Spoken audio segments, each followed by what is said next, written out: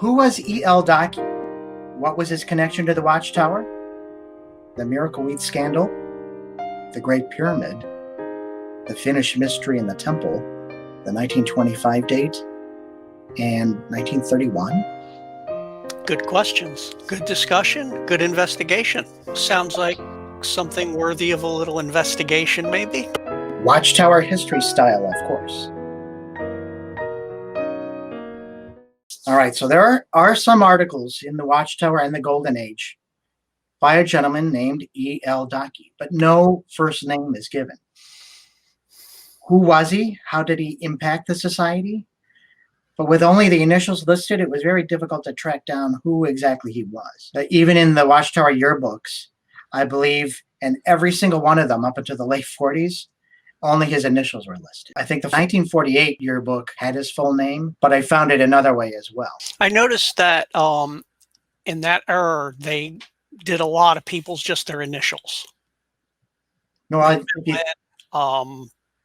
just a side note on this, Macmillan and others, the judge himself, they used a lot of... Yeah, Rutherford, yeah. So. Yeah, H. Macmillan. But, his initials are interesting because it's E.L. And what is L in Hebrew? There's a test for you. L is God. Oh, God, yeah. El, Elohim. So I don't know if that's why he did it, but that was just an interesting thought that came to my mind.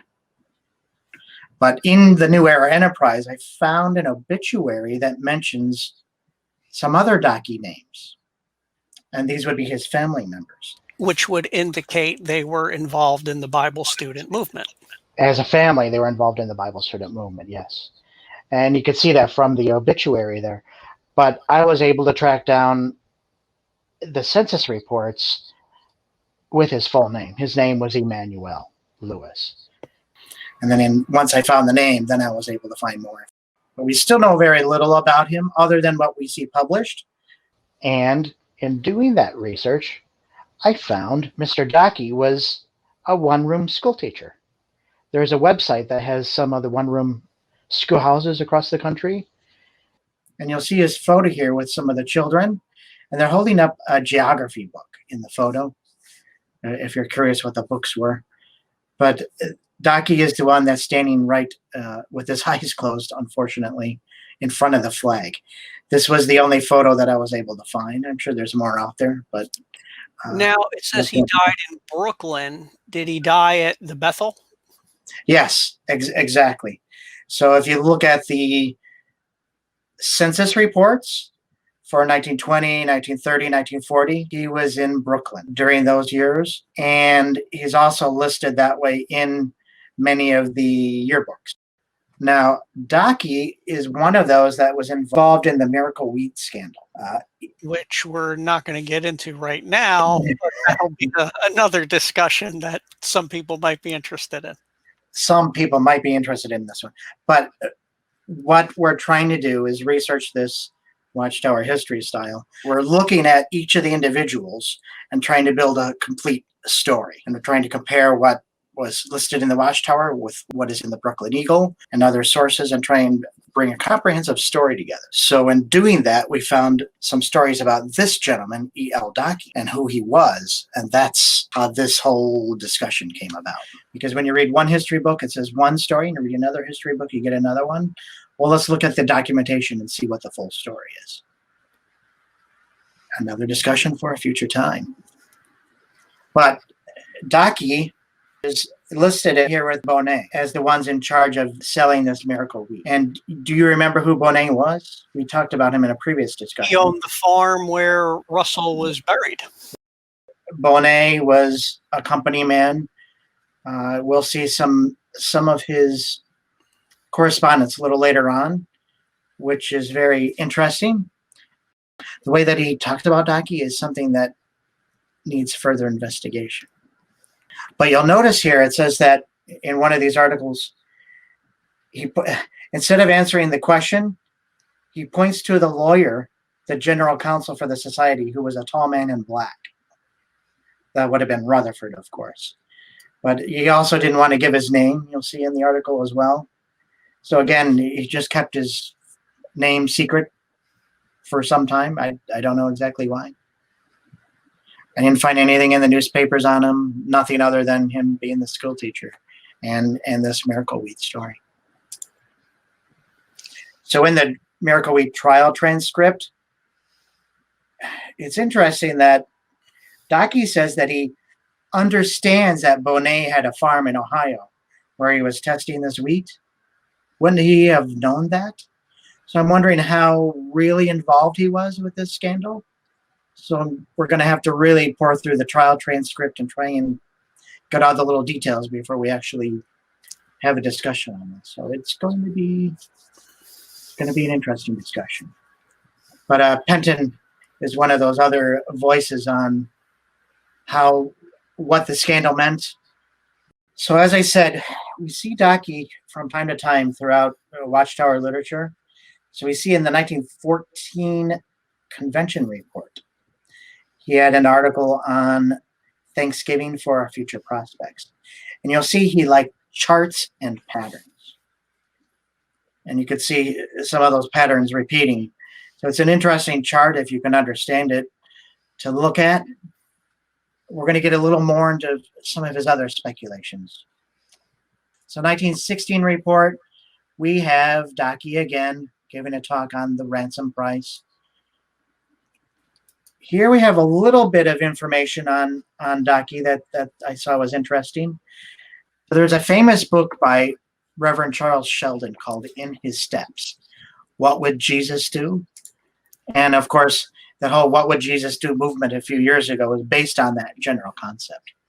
And so he was taking those same initials, In His Steps, and instead of In His Steps, he made it to be I Have Suffered. So basically, he copied somebody else's work, more or less? More or less, but he's putting his own little spin on it. But think about this. If it's I have suffered, what was the whole point of Rutherford's 1919 experience, or what the Bible students were suffering in 1919? That suffering that they were experiencing was evidence, or they say it was evidence. The claim is that it was evidence that they were God's appointed organization here on earth. And so you see some of that mentality of looking for that suffering, not just by Rutherford, but by other ones at the time. And Docky here is mentioning that. And even the way the title is written, In His Steps, you almost feel you're following and close to Jesus. The other way, it's I have suffered. Yeah, it goes from a team effort to a me effort. So I find that interesting. Yeah, that's a very good point. A lot of this, as we saw in our discussion on the sheep and the goats, a lot of it was all us-centered. It was more egocentric. Whereas when Russell would talk about other preachers like Moody or Spurgeon, he would call him Brother Moody, Brother Spurgeon, and he would say nice things about them. Rutherford, on the other hand, there was a big change. Everything became Watchtower-centric. Anyone who disagreed with Rutherford was an enemy. We had the discussion on the sheep and the goats, where anyone who disagreed with Rutherford was a goat and worthy of death is how the basic attitude became. Russell saw hope for those who didn't believe in his message. That was the whole point of his message. Rutherford changed this message to something that you have to believe what we believe, or you're going to be destroyed with billions of others. Millions now living will never die became millions now will die horribly in Armageddon. Unless, of course, you take sides with the governing body at this point in time. And that's a discussion we've had as well. And that came from the sheep and the goats. I'd like to say this for some of the people who do watch this and send emails and things. There's a method to our madness of why we're doing a lot of it in a history point, in a history fashion. As we progress and make more videos and have more discussions, you'll see just how these players tie in and how we're going to use them as anchor points to tie in with the future discussions on doctrines. So stick around. You might be curious. It might be sound a little haphazard, but trust us, we're going to get to a point when this is all done. And by focusing on individuals like this, like E.L. Dockey or George Fisher, the man who dared disfellowship Judge Rutherford, you start getting a feel for who these characters were, especially if you can see their photos, because you can make an identification. So when we talk about the larger stories later on, it's easier to remember, oh, I know about that person. Oh, I remember this. Or if you don't remember, you can go and rewatch it. Or if you haven't seen it, you can go watch it. That way you get a bigger picture of the whole Watchtower history narrative. I find Watchtower history fascinating. There's good things in the history and there's bad things in the history, but to have an open discussion is something that we all would like to have. I think it makes for a better product to have a dissenting voice and to have different points of view in the comments. So if you have another point of view, list it. We'd like to see it. It would make for a great discussion. But when many hands are involved, it can make for a better story. Christian liberty and freedom. This is not a monopoly on the whole thing. Unity, another discussion for a future time. On January 10th, 1917, Rutherford was appointed president of the Watchtower Society. A few days later, the speaker list changes, and guess who's added? E.L. Dockey. He wasn't on the list before this. So it's interesting to see that change. So based on how all this transpired, it's those little things that are clues and red flags as to, okay, why did this guy end up here? Why did that guy end up here? And we're probably going to talk more about this when we get into the will. I have some scans of some prison correspondence, little statement that Bonnet wrote to Rutherford while Rutherford was in prison, that Watchtower bunch. And there's a letter here by John A. Bonnet, J-A-B, that mentions something very interesting